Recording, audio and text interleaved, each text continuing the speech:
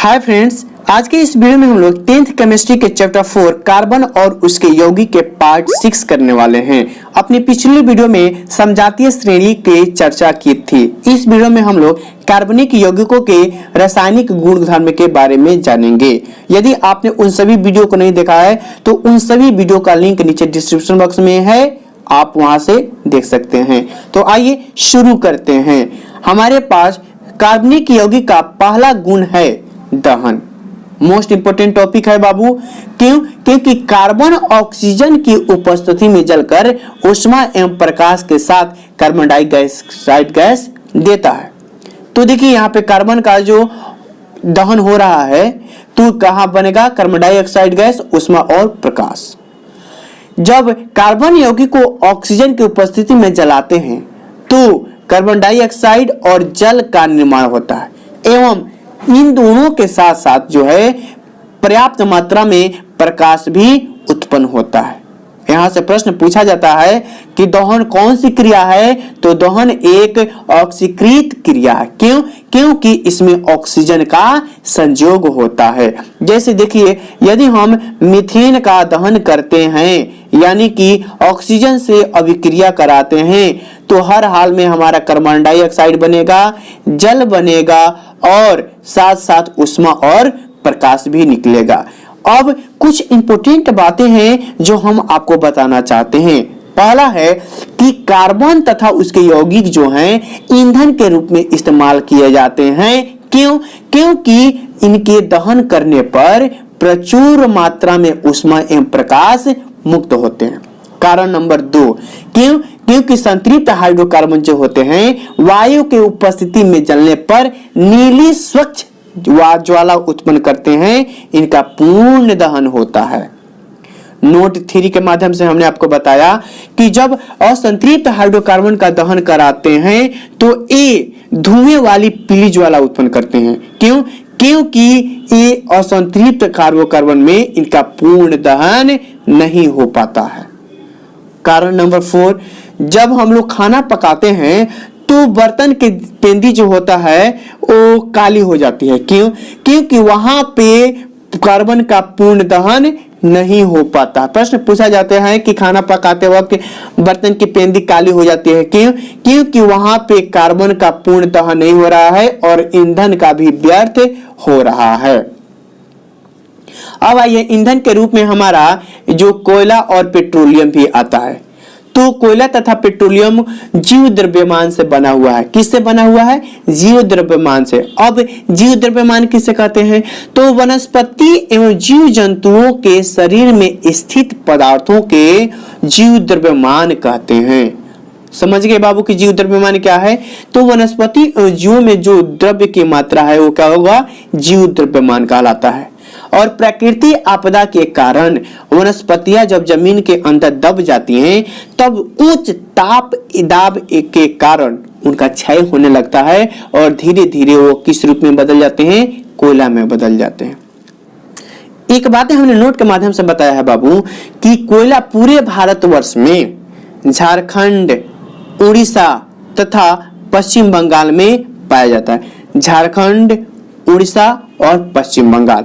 तो एक ट्रिक याद रखिएगा बाबू कि झारखंड में पबजी उड़ी, झारखंड में पबजी उड़ी। झारखंड तो झारखंड में, मध्य प्रदेश प से पश्चिम, ब से बंगाल, यानी झारखंड में पबजी उड़ी, झारखंड, मध्य प्रदेश, पश्चिम बंगाल। फिर आते हैं पेट्रोलियम। तो पृथ्वी के अंदर विभिन्न गहराइयों में पाए जाने वाले काले रंग के गाढ़े एवं चिपचिपे विशेष गंध वाले अत्यंत ज्वलनशील तरल पदार्थ को पेट्रोलियम कहते हैं। पृथ्वी के अंदर विभिन्न गहराइयों में जो गाढ़े चिपचिपे रंग के विषैले गंध वाले होते हैं उसे क्या कहते हैं? पेट्रोलियम कहते हैं। इसमें भी कुछ बातें हमने आपको बताया है। नोट फर्स्ट, पेट्रोलियम शब्द का अर्थ है चट्टान से प्राप्त तेल। नोट 2, कोयला, पेट्रोलियम तथा पेट्रोलियम गैस प्राकृतिक गैस का निर्माण पृथ्वी के नीचे के लाखों वर्ष में, इसलिए इन्हें ऊर्जा का अनवीनकरणीय स्रोत कहते हैं। अब 4 गो ऑप्शन देगा, निम्नलिखित में से कौन ऊर्जा का अनवीनकरणीय स्रोत है? तो कौन कौन? कोयला, पेट्रोलियम और पेट्रोलियम गैस। क्वेश्चन अगला नोट के माध्यम से हमने बताया बाबू, कोयला, पेट्रोलियम तथा पेट्रोलियम गैस ये तीनों पृथ्वी के धरातल से प्राप्त होते हैं, इसलिए इन तीनों को जीवाश्म ईंधन के नाम से भी जानते हैं। नोट 4, बड़े पेड़ों से कोयला तथा छोटे पौधों से प्राकृतिक गैस बनता है। निम्नलिखित में से किस प्रकार के पेड़ों से किससे कोयला का निर्माण होता है? छोटा पौधा, बड़ा पौधा, दोनों, इनमें से कोई नहीं। तो बड़े पेड़ों से कोयला और छोटे पौधों से प्राकृतिक गैस का निर्माण होता है। अब एक रासायनिक गुण में देखते हैं बाबू, ऑक्सीकरण। तो अपने रासायनिक अभिक्रिया एवं समीकरण का चैप्टर 1 में भी देखा है, लेकिन उसी का रूप है थोड़ा सा बृहद स्केल में है, यानी बड़े रूप में। तो वैसी रासायनिक अभिक्रिया जिसमें ऑक्सीजन का संयोग होता है उसे ऑक्सीकरण अभिक्रिया कहते हैं। जैसे एथेनॉल को क्षारीय परमैंगनेट या अम्लीय पोटेशियम डाइक्रोमेट, याद रखिएगा अणु सूत्र भी आपसे पूछा जाता है कि पोटेशियम परमैंगनेट या पोटेशियम डाइक्रोमेट का अणु सूत्र क्या होता है। जब एथेनॉल को इन दोनों की उपस्थिति में कराते हैं तो एथेनोइक अम्ल बनता है, यानी कार्बोक्सिलिक अम्ल बनता है। ये रहा CH3CH2OH, आप इसको C2H5OH भी लिख सकते हैं। जब इसकी अभिक्रिया कराते हैं तो एथेनोइक अम्ल बनता है और जल का निर्माण होता है।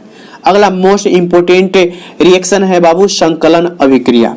तो वैसी रासायनिक अभिक्रिया जिसमें कार्बन यौगिक में द्विबंध या त्रिबंध प्रतिकारकों का योग होता है उसे संकलन अभिक्रिया कहते हैं। लेकिन यह अभिक्रिया वैसी नहीं होती है, उत्प्रेरक के रूप में पैलेडियम या प्लेटिनम या निकेल यानी धात्विक उत्प्रेरक के उपस्थिति में या तो 473 केल्विन या 200 डिग्री से 300 डिग्री से पे इसको गर्म करते हैं। तो जब असंतृप्त की उपस्थिति में करे हुए तो ये संतृप्त हाइड्रोकार्बन में बदल जाता है।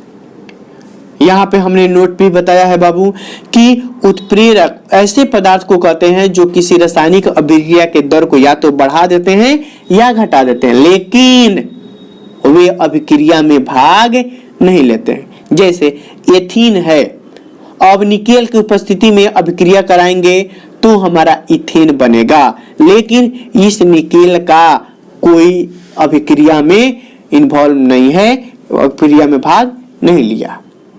कुछ बातें हमने नोट बताया है कि वनस्पति तिल से वनस्पति भी का निर्माण होता है, इस विधि से भी किया जाता है। यानी वनस्पति तिलों का निर्माण किस रिएक्शन द्वारा होता है? तो संकलन अभिक्रिया द्वारा होता है। आइए आगे बढ़ते हैं। अगला मोस्ट इंपोर्टेंट रिएक्शन है बाबू डिस्प्लेसमेंट रिएक्शन, जिसे आप लोग प्रतिस्थापन अभिक्रिया कहते हैं। वैसी रासायनिक अभिक्रियाएं जिसमें अभिकारक के परमाणु या परमाणु के यौगिक अपने समूह के परमाणु या उपस्थिति को विस्थापित करके उनका स्थान ग्रहण कर लेते हैं उसे प्रतिस्थापन अभिक्रिया कहते हैं। यह अभिक्रिया प्रायः संतृप्त हाइड्रोकार्बन के साथ होती है, क्योंकि संतृप्त हाइड्रोकार्बन कम क्रियाशील होते हैं। आइए देखते हैं।